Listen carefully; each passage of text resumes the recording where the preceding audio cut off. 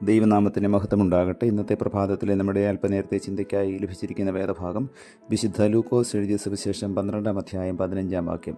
പിന്നെ അവരോട്, സകല ദ്രവ്യാഗ്രഹവും സൂക്ഷിച്ച് ഒഴിഞ്ഞുകൊള്ളുവീൻ. ഒരുത്തിന് സമൃദ്ധി ഉണ്ടായാലും അവൻ്റെ വസ്തുവകയല്ല അവൻ്റെ ജീവന് ആധാരമായിരിക്കുന്നത് എന്ന് പറഞ്ഞു. ഒരു ഗ്രാമത്തിൽ ദരിദ്രനായ ഒരു കർഷകൻ കഠിനാധ്വാനം ചെയ്ത് ജീവിച്ചിരുന്നു.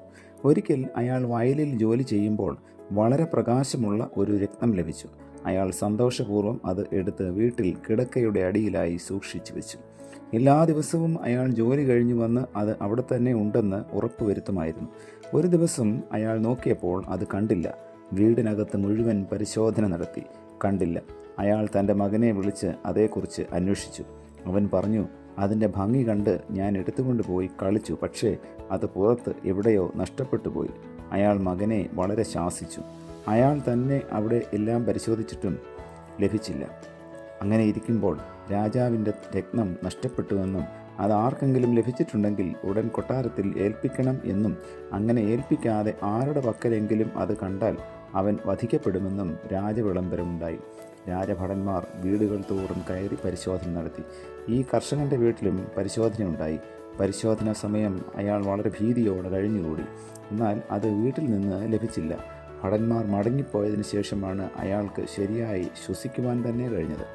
നമുക്കുണ്ടാകുന്ന ചില നേട്ടങ്ങൾ വലിയ അനുഗ്രഹങ്ങളായി പലപ്പോഴും നാം കരുതും. അതേ പ്രകാരം നഷ്ടങ്ങൾ വലിയ വിനാശമായും ചിന്തിച്ചേക്കാം. എന്നാൽ നേട്ടങ്ങൾ അനുഗ്രഹവും നഷ്ടങ്ങൾ വിനാശവും ആകണമെന്നില്ല, മറിച്ചും ആവാം. ഇവിടെ രത്നം ലഭിച്ചത് വലിയ ഭാഗ്യമായി എന്ന് കരുതിയ കർഷകന് അത് നഷ്ടപ്പെട്ടത് വലിയ സങ്കടമുളവാക്കി. എന്നാൽ അത് നഷ്ടപ്പെട്ടില്ലായിരുന്നു എങ്കിൽ അയാളുടെ ജീവൻ തന്നെ അപകടത്തിൽ ആകുമായിരുന്നു. പിന്നീട് കർഷകൻ ദൈവത്തെ സ്തുതിച്ചിട്ടുണ്ടാവും. ഭൗതിക നേട്ടങ്ങളെല്ലാം അനുഗ്രഹമല്ല. ഭൗതിക വസ്തുക്കൾ നഷ്ടപ്പെടുന്നത് യഥാർത്ഥ നഷ്ടവുമല്ല. മാത്രമല്ല, ഭൗതിക വസ്തുക്കൾ മിക്കതും വേഗത്തിൽ നശിച്ചു പോകുന്നവയോ അന്യർ കൈവശപ്പെടുത്തുവാൻ സാധ്യതയുള്ളവയോ ആണ്. അവ എന്നും നിലനിൽക്കുകയില്ല. അതിനാൽ ഭൗതിക വസ്തുക്കളുടെ ധാരാളതയോ ശ്രേഷ്ഠതയോ സുഖസൗകര്യങ്ങളുടെ ബാഹുല്യമോ ആശ്രയിച്ചല്ല നമ്മുടെ ജീവിതം ധന്യമാവുന്നത്. ഭൗതിക നിക്ഷേപങ്ങൾ ചിലർക്കെങ്കിലും നല്ല ഉറക്കം ലഭിക്കുന്നതിന് തടസ്സമായിട്ടുണ്ട്. അവ ധാരാളമുള്ള ചിലർക്ക് അവ ജീവഹാനിക്ക് കാരണമായിട്ടുമുണ്ട്. ഭൗതിക വസ്തുക്കളുടെ ശ്രേഷ്ഠതയല്ല, ജീവിതത്തിൻ്റെ ശ്രേഷ്ഠതയാണ് പ്രധാനം.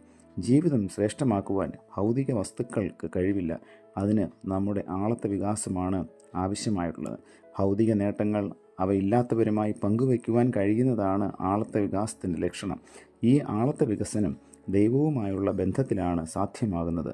ദൈവം നൽകുന്ന എല്ലാ ഭൗതിക അനുഗ്രഹങ്ങളുടെയും നല്ല കാര്യവിചാരകന്മാരായി വിശ്വസ്തയോടെ അനേകരുടെ നന്മയ്ക്കായി അവ വിനിയോഗിക്കാൻ നമുക്ക് കഴിയണം.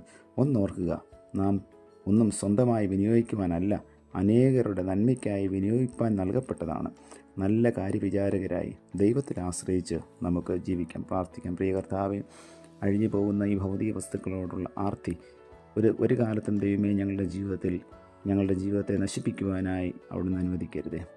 കർത്താവേ, ഈ ലോകത്തിലെ ധനം നശ്വരമാണെന്നും നിത്യമായ അങ്ങയുടെ സന്നിധിയിലുള്ള ധനം സമ്പാദിക്കുവാൻ തക്കവണ്ണം ഓരോ പ്രഭാതത്തിലെയും വചനധ്യാനം ഞങ്ങളെ അവിടുന്ന് സഹായിക്കണമേ. പുത്രൻ്റെ നാമത്തിൽ പ്രാർത്ഥന കേൾക്കണം പിതാവേ. ആമേൻ.